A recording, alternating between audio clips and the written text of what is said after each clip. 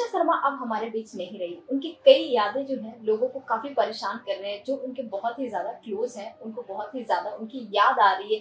जिस तरीके से तुनिशा शर्मा थी, उनका जिस तरीके से व्यक्तित्व था, ऐसा किसी ने नहीं सोचा था तुनिशा शर्मा की ऐसी मौत होगी। सो अभी हमारे साथ है सोनिया सिंह, उनकी बहुत ही क्लोज़ फ्रेंड। चलिए उन्हीं से जानते हैं जिस तरीके से ये घटना हुआ, उस पर उन्हें क्या कुछ बोलना है।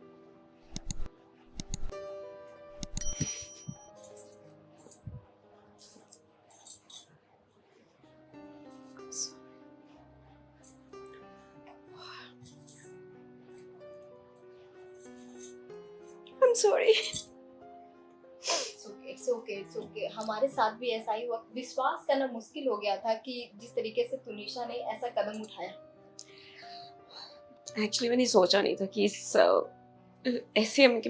ऐसे बोलना पड़ेगा मुझे उसके बारे में, बट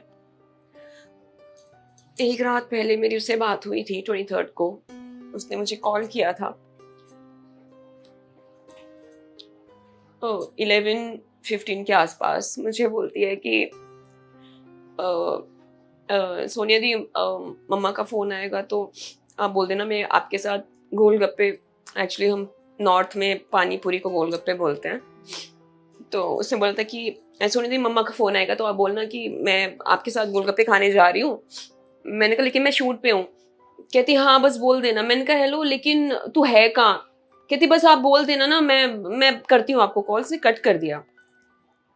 फिर मुझे शॉट पे बुला लिया गया तो मैं सेट पे गई।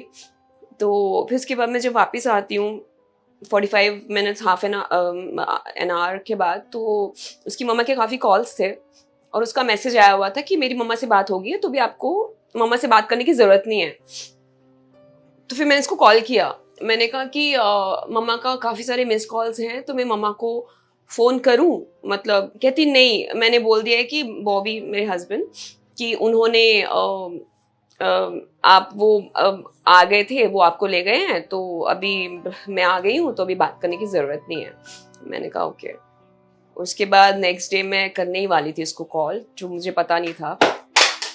तो मुझे सेट पे ही आके पता चला है कि ऐसा हो, तो मुझे विश्वास नहीं हुआ। तो मैंने पूछा कौन, तो बोला तो मुझे नहीं पता था। उससे पहले 14th को मैं सैलॉ में थी, मैक्सिस मॉल के वहाँ पे। तो वहाँ पे वो मिलने के लिए आई थी। मतलब उसने पैकअप होती मुझे फ़ोन किया आप कहाँ पे हो? मैंने कहा मैं यहाँ पे हूँ। तो कहती ठीक है आपको इतना टाइम लगेगा? मैंने कहा 1 घंटा लगेगा। तो कहती ठीक है मैं वहीं पे आ जाती हूँ। तो आई, हम लोग मैक्सिस मॉल घूम रहे थे। उससे बहुत कुछ टाइम पहले तक ना, जब से वो उनका चल रहा था रिलेशनशिप, तो वो मुझसे कांटेक्ट में, मतलब मेरा फ़ोन कॉल्स नहीं ले रही थी। तो मैंने उसकी मम्मी को भी बोला था, उसको भी मैंने मैसेजेस ड्रॉप किए थे कि भाई बड़ी बिजी हो गई, तेरे पास टाइम नहीं मुझसे बात करने का। तो कहती नहीं सोनिया दी बहुत हेक्टिक चल रहा है शेड्यूल, ये वो। तो ऐसे बात उसकी मम्मा से भी बात हुई। मम्मा बोलती कि मेरे भी कॉल्स नहीं लेती, बहुत बिजी है वो अभी, बहुत उसका वो चल रहा है।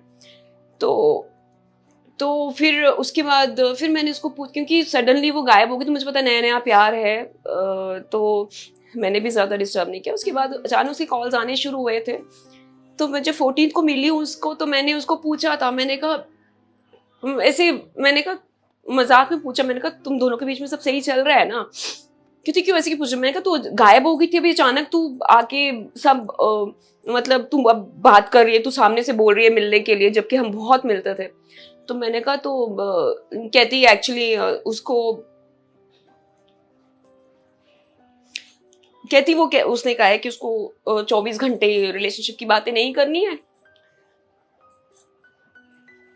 उसको स्पेस चाहिए। तो मैं उसको दे रही हूँ स्पेस। अब लड़कियां इतनी इमोशनली इन्वॉल्व हो जाती हैं तो लड़के उतना समझते नहीं है, तो ठीक है मैं दे रही हूँ उसको स्पेस। तो कहती है अभी इसको प्रॉब्लम भी हो रही है जब मैं स्पेस दे रही हूँ। तो कहती है 1 हफ्ता और टॉर्चर करूंगी इसको, उसके बाद 1 हफ्ता और स्पेस दूंगी, उसके बाद नॉर्मल हो जाऊंगी। फिर बात खत्म होगी। उसके बाद उसने मुझे बताया जैसे गिल के साथ 2 एल्बम्स कर रही है, वो खुश थी और कुछ और चीजें। हमने बातें की काफी देर तक, हम 1 घंटा साथ में ही थे। मुझे नहीं पता था कि क्या चल रहा है उसकी लाइफ में। उसके बाद एक दिन पहले जो उसने मुझे बोला था गोलगप्पे वाली बात, पानीपुरी वाली बात, तो उसके बाद